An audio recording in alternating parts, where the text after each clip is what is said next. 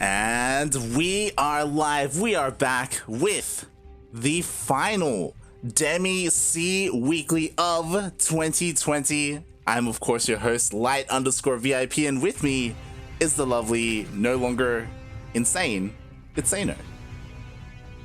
Thanks, Light. Thanks for that intro. I've seen the light. I'm no longer insane. You have, let's, you know what? One of these players is definitely insane. We'll see how we go as spawning in the bottom left-hand corner of Pillars of Gold LE as I quickly change my hotkey settings. Here we go. We have the Blue Zerg player hailing from the land of Hong Kong. He's teamless. He is GogojOey.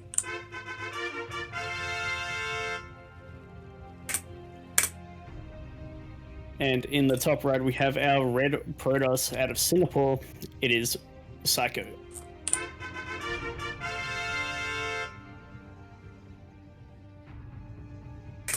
All right. So, I don't know about you, but honestly, I haven't seen Saiko compete in quite some time. Yeah, we only really see him reserve himself for the big ESL events currently this year. That's the only place I've really seen him. Yeah. And like, to be fair, he probably has done like the best he ever has this year specifically. Yeah. Sure. Yeah, especially was DreamHack 4 where he qualified. Yeah. Like some of he made it through to ANZ Champs, I believe. Yeah, and he did not waste his opportunity. And unfortunately, he didn't make it through to the top 4. But that's always going to be a tough nut to crack. But yeah, he came onto the scene like with some really good scalps as well, because I think we only really saw him come into our region during the last season of ANZ Pro League, where he played for the I can't remember what the team was called, but it was like the mercenary team. It's like a Sea Outcasts or something like that, right? Yeah, that's it. That's right. Yeah, and yeah, he got some cool wins on the board, man. He took he was part of the Sea Outcasts 3-0 thrashing of SPF at the time. So you hope GogojOey kind of has some revenge here for SYF, yeah? It's okay. It's long gone. Bygones and bygones, you know. You're like, yeah, it's fine. Go, Joey, go. Crit Rich Bane. Oh god, but yeah, he's relatively new to the scene, you know, showing off in ANZ Pro League. He got picked up by Downfall Gaming this year as well. I think it was after he qualified for ANZ Champs, and unfortunately we didn't get to see him in winter, but like, you know, he's still here, he's still competing. Yeah. Alright, so just standard Stargate opener coming out from Saiko with the first Oracle. Is he going to follow up with the second Oracle though, Mr. Lane? Or is he going to swap into that Forged Twilight Council that we usually see? Oh, we'll see what he decides to go for here. It's pretty interesting that he did go Oracle first. Especially in this matchup, we've seen a lot of Protoss players really favor that Void Ray opening. Yeah, it looks like the Void Ray is almost fallen out of style already, because like it used to be that first unit you get out to defend against. You smash a couple of free overlords, go across the map and see if you can pick anything off. But now it seems to be back to the Oracle, just get quick drone snipes. Yeah, oh my god, the Spore's not even ready here, so he's even going to get more. Yeah. Oh, quick save on that last one, but he's going to go for the kill, but ran out of energy. Just not quite, but regardless, like 6 drone kills and forces like a couple of cancels, it's not bad. Yeah, he's going to follow up with a Void Ray of his own, so it looks like he's spotted a few Overlords to kill, and he has found one, and I believe there's another one behind that third for him to pick that he's seen as well. Yeah, so he will get some value with this Void Ray. He still opted to get it regardless, scouting a little bit, and pretty interesting. GogojOey, he's getting +1 melee. Yeah, really wants to strengthen up that ground army really quick. He's going into Lair as the next part of his tech as well. So probably going to be looking to get to that +2 Baneling attack as fast as possible. And yeah, after that Void Ray, we're seeing Saiko go into that Forged Twilight, so not going to really follow up with too many extra air units. Yeah, it's something that we don't see too popular here in our region for whatever reason. Like going like double Stargate into like 6 Void Rays into Skytoss or Storm. It just isn't really a thing in Southeast Asia, at least. Yeah, I think the only Protoss I've ever seen really employ it has been Bystorm. Yeah, but does he count though? Like, yeah, I think so as well. I think he's the only one who's really embraced that Skytoss style. And as you said, to be fair, like it has fallen out of fashion a little bit. We still see some players like Stats and Trap like whip it out every now and then, but not Saiko. It all seems to be go Stargate, then into this Twilight Forge Robo kind of deal. Yeah. And I like it. It seems to be a good style. We saw Pez rocking it. I think it was in the last Demi Semi or what the GPO from that weekend. And he was slaying with that build. Oh yeah, definitely. I was actually a little bit disappointed that he didn't sign up today. Not gonna lie. I wanted to see some Pez because he did really well. Yeah, he took out Joey and Demi. Yeah, unfortunately he did sign up ahead of time, but with some unfortunate PC issues, he's unable to play. That's a bit of a shame. It would have been amazing to see him here, but we still have some Protoss representation. I say that, GogojOey is getting ready here. Like Bailey's, oh boy. This is a very early pressure onto this third base. It's like, all right, I'm going to try and catch you while your unit count is low. And these units out from Saiko right out on the map. +1 melee is already done for these Zerglings. Oh god, yeah. And now the entire army is busy. The Bailings are waddling into the Mineral Lion. Oh. He almost lost 2 freshly walked in High Templar off the bat there. I don't think GogojOey is watching. Yeah, like kind of lucky for Saiko, who's able to keep them alive. He turned them into Archons. Kept his sentries alive, surprisingly. Yeah. Just trades out the Zealots on the front line there. Keeps most of his sentries alive, but now he's got quite a decent force here, Saiko. But I'm not sure why he's moving out at this point. Like, he knows that, we should know that GogojOey is just hyper aggressive. Going to keep the pressure up on that third base, but he does have an interesting composition coming out, which could spell trouble for GogojOey. Yeah, especially since the majority of the supply of GogojOey is across the map. To be fair, he will be dealing some damage here. There are a couple of units being warped in, and what does he have to defend? Only just now morphing in some Bailings. Okay, I missed out on the amount of roaches that were on the map, so this hold for GogojOey should be pretty handy. Yeah, there are plenty of roaches here. Didn't even need any of those Bailings. He just cleans up, and on top of that, killed everything at the third. Yeah, even kept the shield battery there. That had the overcharge going as well. So great, just great use of his units there by GogojOey. Now look at his lead that he's got. 63 workers are sitting there, nice and solid, and 80 army supply about to just trundle across the map. Oh yeah, he's got his upgrades +2. He's even kind of lined up with this attack. It's going to be finishing up quite shortly. Yeah, losing a few Banelings into the Archon there is probably not what he wants, but oh man, move commanding those Banelings to perfection. Exactly, he just lands them on those on those Zealots, the Archons. That's all there is left really, and Joey, he's looking good here. Yeah, absolutely annihilating the remaining forces here of Saiko, and that's going to be a GG. GogojOey takes game number 1. With some beautiful aggression that we kind of know him for. It was kind of a tell here. I remember last week we were talking about how GogojOey, he's really favoring this kind of Ling Bane, Roach Ravager composition, focusing on those melee upgrades early on as well. Yeah, he seems to be a big believer in like being anti-third base for Protoss. Because almost every time I watch him play, he's always just stuck his drones at 60, makes a big swell of Roach Bane, and just heaps the pressure on that third base. And he usually overwhelms his opponent. Like this build for him seems to have a really high win rate. So yeah, he does really well. He does really well, and a lot of the Protosses do struggle with it. But that harkens back to, that's why I also wish like Pez was here as well. I don't know if you saw, but it was really I want to say almost brave of Pez. After his performance in Demi SEA Weekly, he actually uploaded a YouTube video, kind of like analyzing his own games and like talking about like his builds and his openers and like what it's strong against and stuff. It's like, oh my, like that's really cool. Yeah. Yeah, Pez, he's really smart player and a great analyzer of games in general, like even for other matchups. Yeah, we'll see if Saiko tune in and watch that video.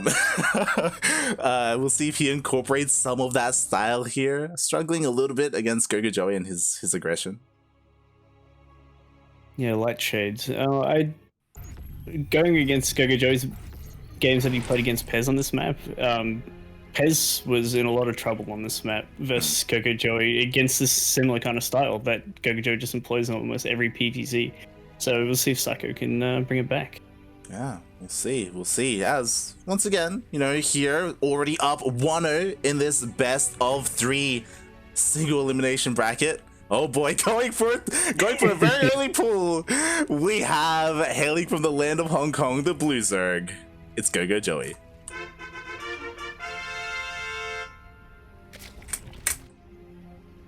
And our red Protoss from Singapore, it is Saiko.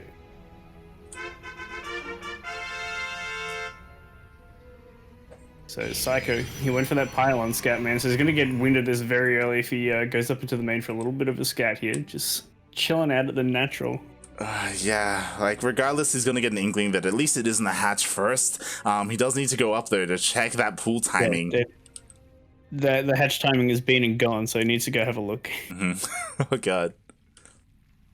Okay, and thankfully he does check. Yeah, he does see the pool's completed and sees 3 eggs on the way, so that should be the tell for him to go down, make another gateway, make a cybernetics call. Don't make your nexus just yet. Yeah, okay, and here we go. He is working on that wall, should be chronoing out that first zealot as well. We'll see how much damage this can get done. Like, despite being scouted, GogojOey, like, he can still make some magic happen. Yeah, it does come down to the micro here as well by Saiko, so since he gets a zealot, might need to maybe a second or third probe down here just in case. Yeah, it just helps with the perfect hold really, but he's okay, he's gonna just hold it with that. Okay, interesting. And no, I was about to say hopefully he hasn't rallied in the right place. Oh god. Yeah, the pylon just the pylon hold. Oh no! Oh, that's disastrous. That could be it. Like an adept is on the way, but it's still got quite some time to come out. Yeah, this gateway's gonna die. The wall's gonna open up, and the shield battery's gonna go down immediately. These pylons are gonna let this one adept get out. He's in a nice little position there. Oh, that is a nice spot. Beautiful. Only 2 links can get that surface area to attack the adept. The adept does shade out. Yeah, it looks like he's going to get himself a second adept too, so that might be the pivotal moment of this whole. Jesus. Probes finally come offline to try and help with this hold. And it looks like Saiko will hold, but man, so much building cost. Yeah, like at what cost, right? A couple of probes have gone down. The 3rd probe goes down as well.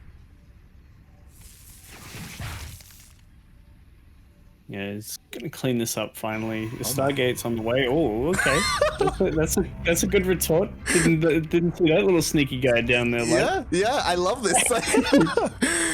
So you know, GogojOey, mate, he's gonna be on cloud 9 right now. He's like, oh my god, like my opponent messed up. I know all this damage. I'm gonna just drone up and I'm gonna be beautiful. It's gonna be fine, mate. We've got a proxy. Yeah. And he's making a few lings as well, just because he knows these adepts are going to be coming across the map. And that's a lot of links to be making actually. He's going back into drone. So this, it can be very good here for Saiko. Like there's no information of a Stargate at all. So this Oracle could do some big damage, especially if the adepts are still alive. Oh yeah, definitely. Like we saw in the previous game, like he was able to get 6 drones. I would imagine he should be able to get a couple more. Like there are no spores on the way whatsoever. There's a minimal amount of queens, only 3 on the map. Yeah, if you can keep using these queens to pull these queens, use the adepts to pull the queens away from the hatcheries, he's just going to be doing an insane amount of damage. Oh, yeah. He couldn't even let that finish there. There was nothing.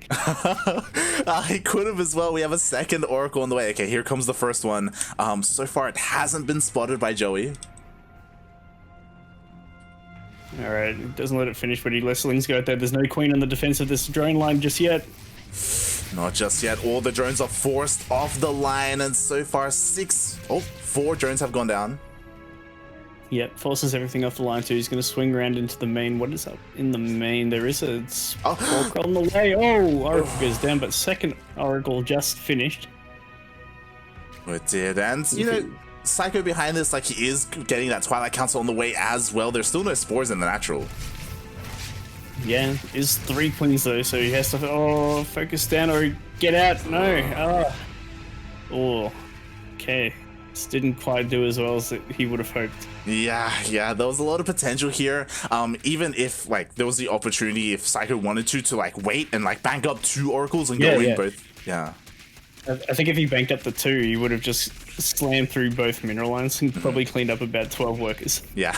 Oh, God, there was potential, you know? The idea was there. It almost worked out. But, but following up with Blaze right now, it's going to be a rough thing because GogojOey almost always goes Roach Warren.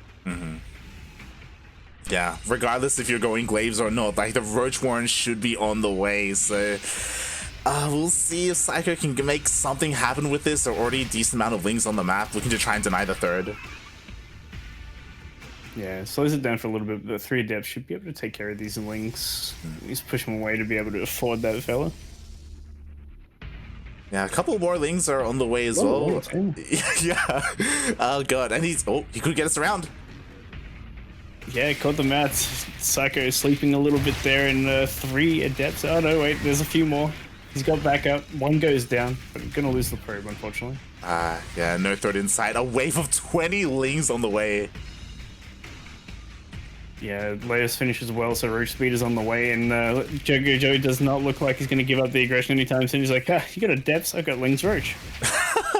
Exactly, like, I'm going to be perfectly fine against something like this. Saiko, he commits to the shade, he's here in the center of the map, mate. He's just going to get surrounded. Yeah, full surround, and these Roaches are just going to have a field day with these Adepts.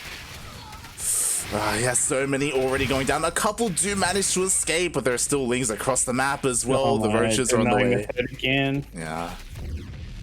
GogojOey's just completely on top of Saiko here. Yeah, definitely. We just see a massive rally across the map. More Roaches on the way. A couple of Ravagers as well. To be fair, Saiko has a decent defense. He's trying desperately to get these shield batteries up and running. Yeah, the Roaches are on the front door and then knocking now. He's got Ravagers here as well. Yeah, and we'll see. I mean, he's getting a 3rd shield battery. He will have overcharge available to him. The Ravagers aren't ready to pile them down, so he could try and hold on.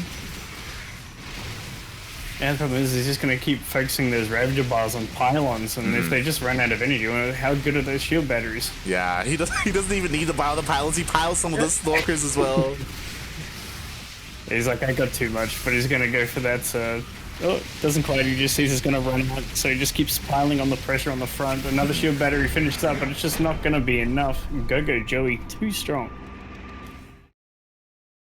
GogojOey, the best player in Hong Kong, showing off a little bit today, able to 2-0 Saiko.